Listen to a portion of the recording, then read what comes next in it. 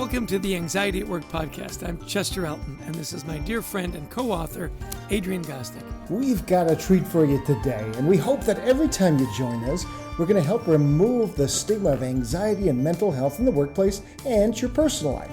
We invite experts from around the world of work and life to give us ideas and tools and tips to deal with anxiety in our world.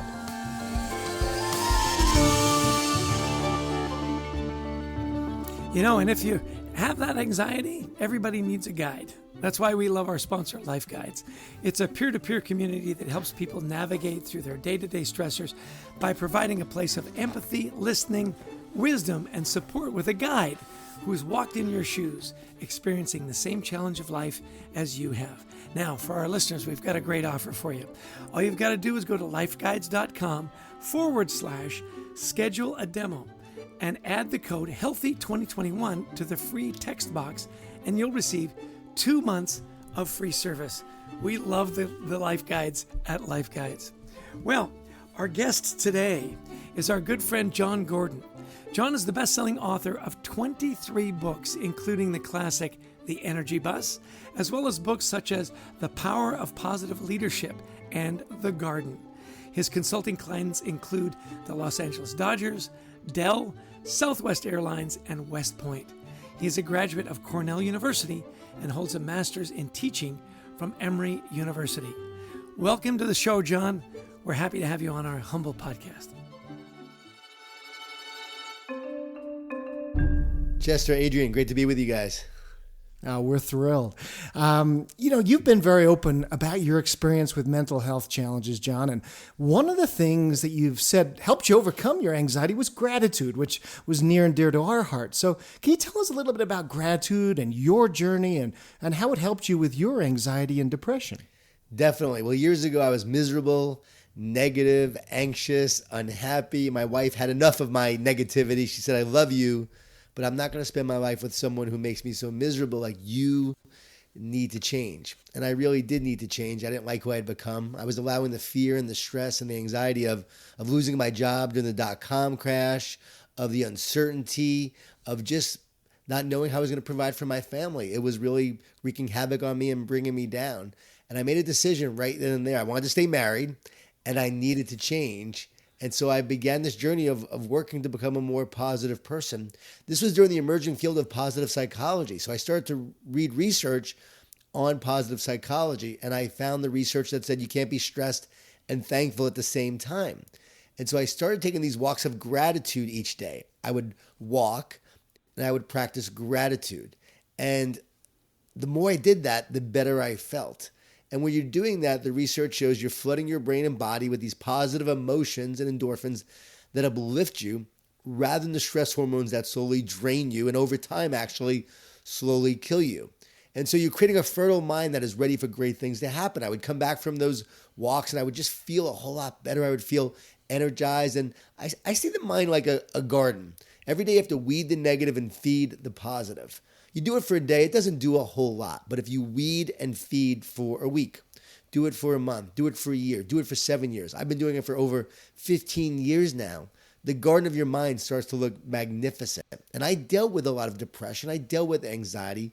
I dealt with fear and stress. And does it still come up at different times? Yes, but not like it used to. And when it does come up, I feel like I have these tools or at least understandings or awareness or consciousness to be able to overcome and to be able to, or I should say, move through it where it doesn't bring you down. Where you may have a bad day, but you don't have a bad week. You don't have a bad month. You don't have a bad year.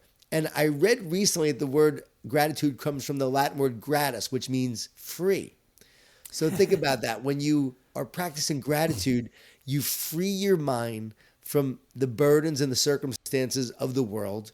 You remove the sludge of negativity from your energy pipeline and you allow joy and positivity and love to flow through. So you become more of a conduit for great energy and great feelings rather than being like closed off and constricted by negativity.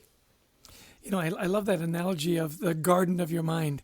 You know, we've got lots of gardens around our place, and yeah, you gotta weed those things every day. You know, I also love, there was a great quote by the great Zig Ziglar. A guy came up to him and he said, positivity, it doesn't last. He says, yeah, neither does a shower. That's why we do it every day. I love that one. So, we always talk about it's easy to overlook how feelings are connected with each other, right? We understand it's hard to feel happy when you're crying or sad when you're laughing. So explain how gratitude helps mitigate stress. What about gratitude do you think helps reduce stress and anxiety specifically? Well, I believe it elevates your state of mind. It elevates your mood. When you appreciate, you elevate. You elevate your mood. You elevate your performance. You elevate the people around you. We are energy. We are energy beings. Einstein taught us that. Anything that is matter is energy. And if you study the human cell, if you study the electrons, if you go to the smallest level, we are energy. We're energy vibrating beings. So we vibrate to a certain frequency. And I believe gratitude in a scientific way elevates our frequency. And we're able to experience more of these positive emotions when you are fearful and stressed and anxious. You're vibrating at a lower frequency and a heavier energy, right? And it can weigh you down. So if you understand in terms of energy, it makes more sense. And a lot of times when we feel stressed and fearful, we just feel lethargic and tired. We don't want to get out of bed. And yet when you're feeling gratitude and or grateful and you're feeling excited and optimistic, you feel hopeful, you feel light, you feel free, you're bouncing around. And so when you think of things in energy, it makes more sense when you look at it that way. But at the simplest level, we are also producing neurochemicals and endorphins and energy through our body, and practicing gratitude just allows us to produce these helpful hormones and neurochemicals that make us feel better in our mind, in our body, in our heart. So the gratitude walk is key because you're walking, you're getting exercise, and you're practicing gratitude. So you're getting the mental, you're getting the physical. So it's like a double boost of energy. It's exponential doing it together. And it's something I've done over the years, and I've had other people do it now. More and more have been doing it. And they always say, wow, at first it was awkward, a little weird to say what I'm grateful for. People think I'm crazy in my neighborhood as I'm walking and I'm saying what I'm grateful for out loud. But over time, I start to feel a whole lot better when I'm doing that. Love that. I know you've been talking already a lot about heart and love, and I've been re-listening to the Energy Bus in preparation for today, John. And I think you were one of the first authors to really talk about this idea of love in business. We hadn't been talking a lot about it before you really popularized this idea. So if I'm a manager, I'm listening to this, how can I use love to help reduce anxiety levels in my team? How in the world would that work? Well, you guys say it best in your book, and I had you on my podcast, and I loved what you said, and I learned from you in so many ways. But when you have emotional and psychological safety, when people feel loved and cared for, there's going to be less anxiety because they know someone cares about them. Working with a lot of professional athletes like I do, there's a lot of mental coaches and sports psychologists that work with these athletes. I'm convinced what the coach or the psychologist says is less important than how they make the athlete feel. The connection is the most important thing. The fact that this athlete knows that this mental coach or psychologist cares about them, loves them unconditionally, that even if they don't perform well, they're still loved, that psychological safety, that trust, that bond actually allows that athlete to perform at a higher level because they feel safe. They feel free to go for it. And if they fail, they're not defined by their performance. Same thing at work. If you know that your manager, your boss cares about you, loves you, supports you, you feel more free to actually perform at a higher level, to take some risks, not bad risks, but take some risks to go for it. And in doing so, when you're free to fail, you're more likely to succeed. If you're worried about your performance, if you're worried about your project, if you're worried each day whether you're going to have a job, well, that leads to fear. It leads to tension. It leads to being constricted. And as a result of that, you're not going to have the freedom to actually succeed and perform at a higher level. So again, you're fighting for your survival in those modes. Like each day you're coming to work and it's life or death. You can perform well like that maybe for a week, but you can't perform in life and death over a long period of time. We know that it's humanly impossible to do that. It doesn't last. Great coaches, build sustained relationships. You can see the coach that comes in and after a year, they have to leave. Why? They already burned everyone out. They've already tuned him out. They've already had enough of his negativity. He drove everyone, and that fear produced results in the short term, but it does not last in the long term. And so anxiety is a result of, in many ways, I believe, feeling divided. The word anxious literally means divided at its Greek root word. I wrote about this in the garden. So when you are anxious, you feel divided. You feel separate. Well, how do you feel more united? One, to yourself, yoga, meditation, mindfulness, breathing, gratitude, just finding ways to connect to yourself. You feel more united when you feel connected spiritually. And so different people have different spiritual practices. I pray.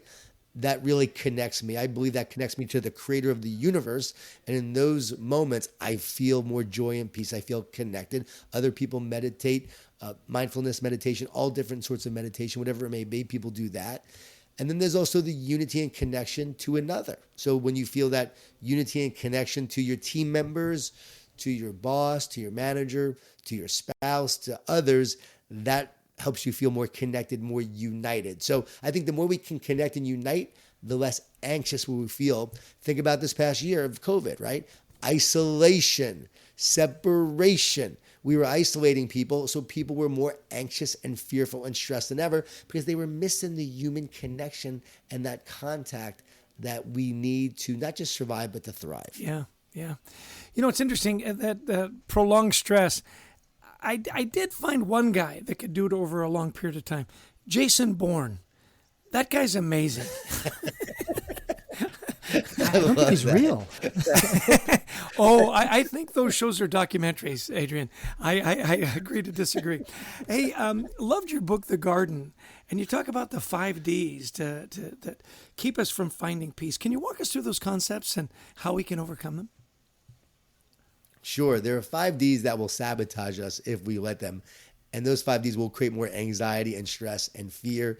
And the first D is doubt. There's a lot of doubt and uncertainty in the world more than ever. And so the more there's doubt, the more there's uncertainty and fear. The second D is distort.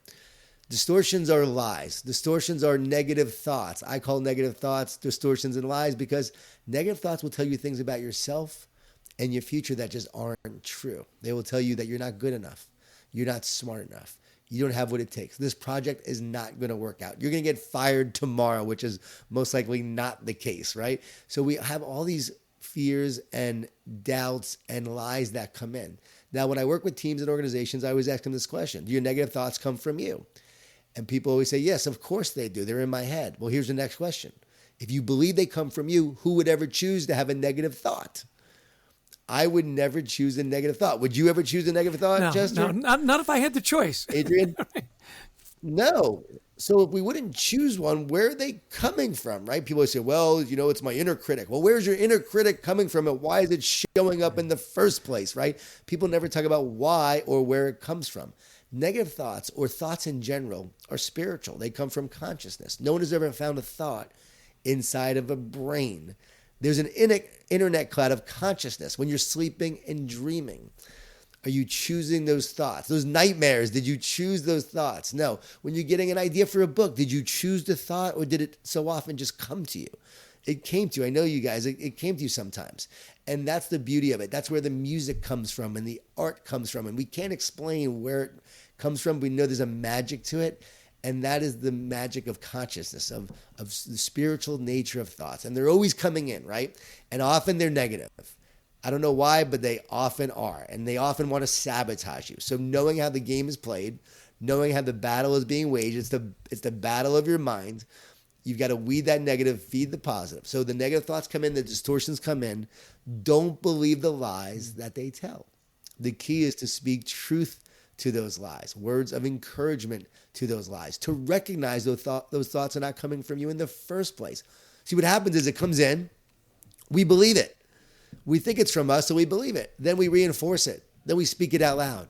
And then we have guilt and shame for having those thoughts in the first place. I was talking to a young 27-year-old executive of a company. I explained this to him. He felt so free. He started crying. He said, for the first time, like, I feel free. I've been beating myself up for all these negative thoughts I've had all these years. And now I recognize they weren't for me in the first place. I never had to believe them. All I had to do was speak truth to those lies, speak words of encouragement.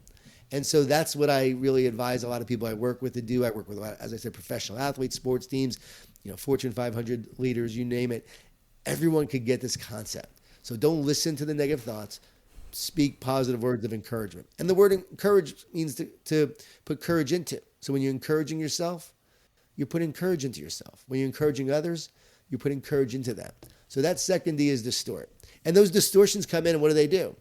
They discourage. The whole goal of those distortions, I believe, are to discourage us and to keep us from being our best, from what matters most. And so the discouragement sets in. And we don't give up because it's hard. We give up because we get discouraged. So that's why encouragement and speaking words of encouragement is so essential, and finding sources of encouragement. People often poo-poo like encouragement and positivity and optimism, belief in this work that we do, and yet they don't understand how important it really is, because leaders are dealers in hope. Leaders are dealers in hope. They share the vision. They share their purpose. They share hope for the future. And if there is no hope for the future, there is no power in the present, right? We have to have hope for the future that gives us something to work for and towards right now, because we believe the best is yet to come. We take the actions necessary to create the best outcome. That's the Duke University study with Miriam Robinson talking about optimists. They work harder, get paid more. They're more likely to succeed in business and sports. And what they found was that these optimists, because they believed in a brighter and better future, they took the actions necessary to create it. It became that self-fulfilling prophecy. And so instead of discourage, that third D, we got to make sure that we encourage. The fourth D is distraction. And distractions are the enemy of greatness. And as a leader, as a team, as a human being, every day we are being distracted that keep us from what matters most. And so think about it. You got the doubt. You got the distortion. You got the discouragement. Then next thing you know, you're sort of off balance and the distraction comes in. The bright. What was that, John? I was checking my email. What did you say? Exactly. Checking my email. Or even having success sometimes could be a distraction, because we get enamored by the success or the outcome and we lose sight of the mission and the purpose and the focus. So anything that keeps you from what matters most and being your best is a distraction. Going back to the garden, the analogy I share is the Garden of Eden. The fruit was appealing. You looked at the fruit. It was, to Eve, it was so appealing that it actually was a distraction to her. And so often things seem appealing, and yet what do? They keep us from being our best. And we know also you could get caught up in the nice shiny car and the house and the bad habit. And some people get caught up in drugs and whatever it may be. Those are all distractions. In a company, it may be like, instead of our mission and purpose, we get caught up in the fame or this side initiative that starts to distract us from what matters most. I got involved in a positive cookie. I thought this cookie was going to be a great thing to do and share encouragement with the world. It was such a distraction from what I was doing that after a year, it became very clear to me. Like, I heard the words, I did not put you on earth to sell cookies. Okay. And even though they were encouraging cookies, it wasn't part of my mission. It was distracting. And when I lost the money, I lost a little bit of money. And I said, all right, I'm going to take this loss, take the lesson and move on. It was incredible how much more energy I had and focus to now go create what I needed to create. So distractions are the key. And finally, division. We touched on that with anxiety and anxiousness, division. And we feel divided. We feel separate. We feel divided as a team. We feel divided as a country. And the more division there is, the more anxiety there's going to be. And then that's why you guys wrote your great book. It's why we see so much anxiety now more than ever. It's because everyone feels so divided. And so I believe we need these lessons more than ever. We need to understand how to move through it. But people need to understand that the root cause, the anxiousness, is the result of these 5 Ds and ultimately the division that we feel. Oh, love that, John. By the way, how can people get a hold of you or learn more about your work? Where would you point them? Yeah, johngordon.com, Jon Gordon.com, or I love Twitter. I'm always tweeting at JON Gordon11. Hopefully I'm not kicked off on Twitter for too much positivity. I'm hoping that doesn't happen, but JON Gordon 11, Instagram at JON Gordon 11, but the website is johngordon.com, and you can find me everywhere for that. Awesome. Yeah, we need more positivity. If you haven't read one of John's books, pick one up today.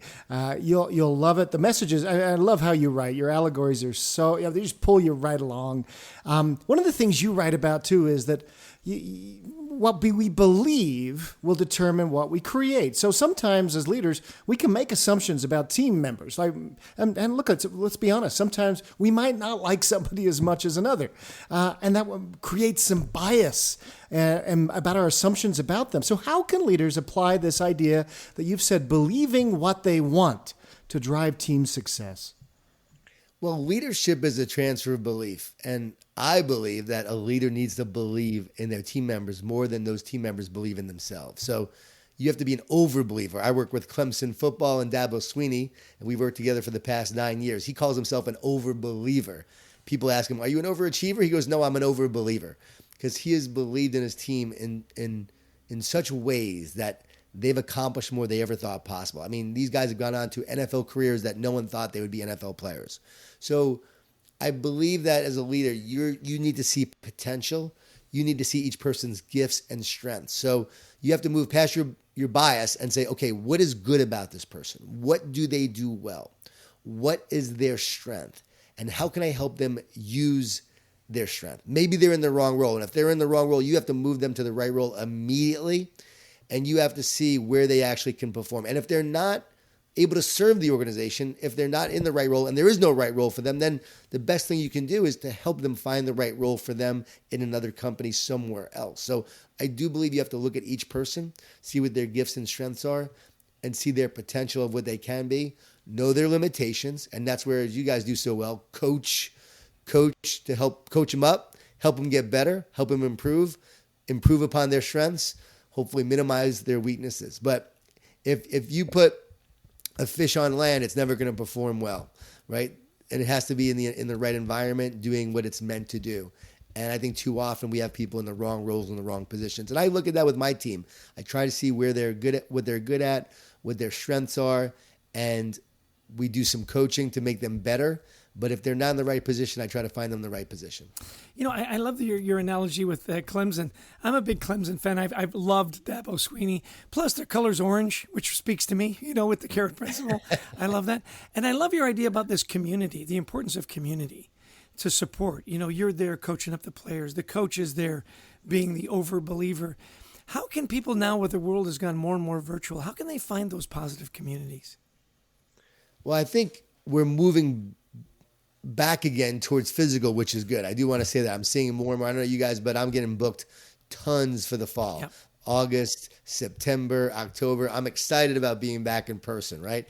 We're looking forward to that. We're going to ask people, though, to put iPads in front of their faces and turn on Zoom so we can feel more comfortable like we're in those Zoom rooms again. We're not used to real people in person. But to find your community, there is something I have found which has been incredible during this time is to see how many people have gotten connected via virtual technology, via the Zooms, via the video conferences. It has provided a great time for people to come together as long as you're engaging people online. If you're using that as a session to have people share their ideas, share a team building exercise. I've done a lot of those with teams. Hero, hardship, highlight. Who's your hero? Tell us about a hardship you faced that made you who you are today, and a highlight that you're proud of. You can add a fourth H. What do you hope for? I've seen people cry over Zoom and really get emotional, get connected to their team members doing this exercise. So you make it meaningful. You bring the energy, and you make sure that energy permeates and pushes through the screen and into the hearts of others. And when you're transparent, authentic like that via technology, you still can develop great relationships online. So finding your team, getting together with your team. I read about these two coaches that started a mastermind with about 5 other coaches, like some of the brightest minds in coaching. And they, during the pandemic, would get together once a week and they would just talk for an hour as coaches. What a great idea. Let's not forget the lesson we learned this past year, that we can connect. So let's get back to physical, but then let's use virtual technology as a way to connect with people that we maybe wouldn't have time for, or we wouldn't in the past make time for. Now let's make time to connect in meaningful ways. And that's how I see it going forward. That's so great, John. And I know we've already gone over the time. I knew this would happen. We just have so much to learn from you. So I'll just ask you one last question, and then we're going to let you go. But before we wrap up, a message that you share that I think just bears repeating is this idea: it's okay not to be okay. Help us understand that, and what we as leaders and coaches can help our people understand that concept. When I talk about positivity, sometimes people will roll their eyes because they're talking about Pollyanna positive. But this is not about fake positivity. It's not about seeing the world through rose-colored glasses. This is knowing that you have the power to overcome the thorns. This is not about ignoring reality. It's about maintaining optimism, belief, and faith in order to create a better reality. It's knowing that we're going to have tough days. It's okay to not be okay. But you don't want to allow that to take you down the spiral staircase of depression and despair. So feel the feelings, understand where you are, don't deny them, work through the grief, through the pain, work through what you're going through. But don't allow them to really bring you down to a deeper state of depression. The key is to constantly try to, I believe, feed yourself each day so that way you can feed others. If you don't have it, you can't share it. So it's doing things like the gratitude walk, it's the appreciation, it's the prayer, it's the meditation. It's being mindful. It's taking care of yourself, self-care, investing in yourself, feeding yourself, talking to yourself instead of listening to yourself. Anytime those negative thoughts come in, talk to yourself. Don't listen. And the more you do this over time, like we talked about with the garden, you're going to create an amazing garden with incredible flowers and beautiful fruit. Invest in the root if you want great fruit. If we focus on the fruit, our numbers, our outcomes, our work hours, right, the projects, and we ignore the root, our heart, our soul, our spirit, eventually the tree is going to die. So this is really about investing in your health, in your mental health, and nurturing yourself so that you can take on the challenges that come your way. A lot of people are dealing with trauma that have happened in their life, and that's why they have anxiety as well. There's some deep level trauma, and so they store it in their body. So it's about understanding that, getting to the heart of that, and releasing that through the body, through therapy, through that kind of work that allows you to heal. And I believe that that's our opportunity in any team we're with, any organization, any group, any family, any marriage. You come together with your issues and your wounds from your life, and now it's an opportunity to heal together so that we can grow together. I know that's deep, and you're saying, well, but John, we're just here to make money as a company. Yes, but we're here to heal together. And as you do, you're going to be stronger people. You're going to be more loving, caring people, and you're going to produce a lot more success and a lot more money as a result of that. Fabulous. Listen, always time well spent when you spend time with John Gordon. Get his books. They're available everywhere, johngordon.com, and John Gordon 11, at John Gordon 11. Are you the 11th John Gordon on Twitter, or is that your lucky number? What? No, it's because I ran for city council when I was 27 years old of Atlanta, and that's how I was able to get johngordon.com. And so the John Gordon out of Minnesota, who was a technology guy who knew where everything was going, he was upset that I did that. So he went on Twitter right away and made sure he got John Gordon on Twitter, Instagram, everywhere else. And so I had to get JON Gordon 11. And 11 is my number where the energy bus is bus number 11. Okay. Carpenter 11. Training camp, Martin's jersey number is 11. So I try to weave it into all of my different stories and work, because I always see 1111 or 111 on clocks. Happens all the time. And so it's usually a sign that great things are happening and good things are coming our way. And so I know it's a special number, so that's why it's all 11. That's awesome. I will never forget that now. Hey, John, thanks so much for your time and your effort and your positivity. You're changing lives every day, and we couldn't be more honored to have you on our podcast. Hey, thanks, guys. I love your work, too, and it's so much fun to be able to always hear about your work wherever I am. People come up to me and they tell me about your work, so I'm glad we're synergizing. My podcast with you all is coming out very soon, so I can't wait for people to hear that when I got a chance to interview you guys. Well, Chess, another amazing guest. John, not only a world-famous author, Energy Bus has sold more than 2 million copies, so his wisdom is on many people's bookshelves, but I love what he says. He starts out with gratitude, right? His walks of gratitude that helped him get through times of depression and anxiety. Yeah, first off, perfect title, Energy Bus, because he just emotes such positive energy. So many good suggestions, so many great life experiences, and yet, to your point, talked about his struggles with anxiety. I love when he gets to the roots of the words, anxiety being divided against yourself. I also love when he talks about self-talk, this idea. Where did all that negativity come from? Well, it comes from you. So why would you choose that? What did he say about talk to yourself? Don't listen to yourself, because for whatever reason we're wired to be negative. I thought that was such a great insight. I thought that was great too. And also he talked about coaches, as managers. And he said, it's less important what you say. Because sometimes you go, I don't know if I'll say the right thing. So what do? We say nothing. He says, it's less important what you say. It's more important how you make people feel. I mean, it's just terrific advice. Yeah. And, the fact that he's worked with so many coaches. Dabo Sweeney down there in Clemson, when he says, do you think you're an overachiever? And he says, no, I'm an overbeliever. Transmitting that belief. And then, when he talked about the 5 Ds, which I thought was just so interesting, and I'd list them all down, and he's already done it. I just love that he's got these practical things that come out. How do you deal with that? How do you deal with that energy, the gratitude walk, the 5 Ds, the self-talk? So many wonderful, wonderful concepts. One that I wanted to highlight that really spoke to me was when you get that negative self-talk, you speak truth to lies. Speak the truth to lies. You are good enough. You are kind. You are talented. And that grants you your freedom. I love that concept. And it's funny, I wrote that one down too. And also his idea about distraction, And I loved his vulnerability where he says, look, I started selling cookies. Yeah. I don't even know. And he says, I hear this whispering, you weren't put on the earth to sell cookies, John. How often do we do that? I mean, you and I do that. We in our business, oh my gosh, this would be great. This would be great. Do we focus in on what really our mission is? Or do we get distracted by every potential in our businesses, in our lives, that we could be fun or could make some money? I love his idea. That is one of the anxiety inducers. Don't get distracted from what you know is important to you. Yeah. I mean, this is a podcast you could listen to 2 or 3 times. And I love that he sends us to the simple places to get more information, right? It's johngordon.com. It's at johngordon11, 11 being his favorite number, on the Energy Bus and so on. So really avail yourself of that. And thank you so much to Brent Klein, who's our amazing producer, and Christy Lawrence, who helps us find all these amazing guests, and to all of you who have given us your time and listening in. I hope there's some tips and things there that will help you reduce anxiety in your life and create a better life for you. We invite you to check out our new book, Anxiety at Work, from Harper Business.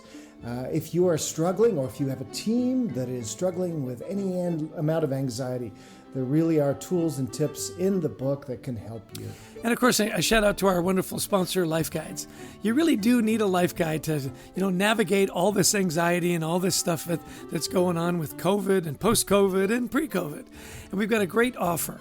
Our friends at Life Guides, if you'll go to their website, lifeguides.com/schedule a demo and add the code HEALTHY2021 to the free text box, you get 2 months free. I mean, that's the best deal on the planet. They want to impact 1 billion people's lives. Let one of those 1 billion people be you. Absolutely. We love Life Guides. We love our listeners. Thanks for listening in. And until next time, we wish you the best of mental health. Take care and be well.